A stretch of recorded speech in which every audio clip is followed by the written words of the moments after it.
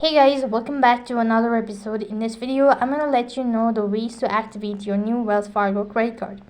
So to activate your new Wells Fargo credit card, you have to follow the steps. Different ways of doing it so you could either do it from your mobile app by logging into your account and going to the card section, and when you press on it, just enter in the following information that has been asked and you should be able to activate your credit card.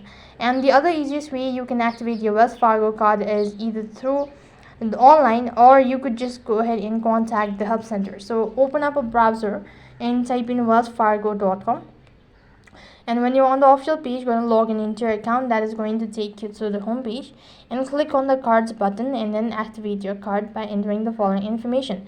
And if that's not the case, then you can also go ahead and contact the customer care, and then let them know about it, and they'll ask you some information, and you should have been able to activate your Wells Fargo credit card online. That is all for this video. I hope the video was helpful.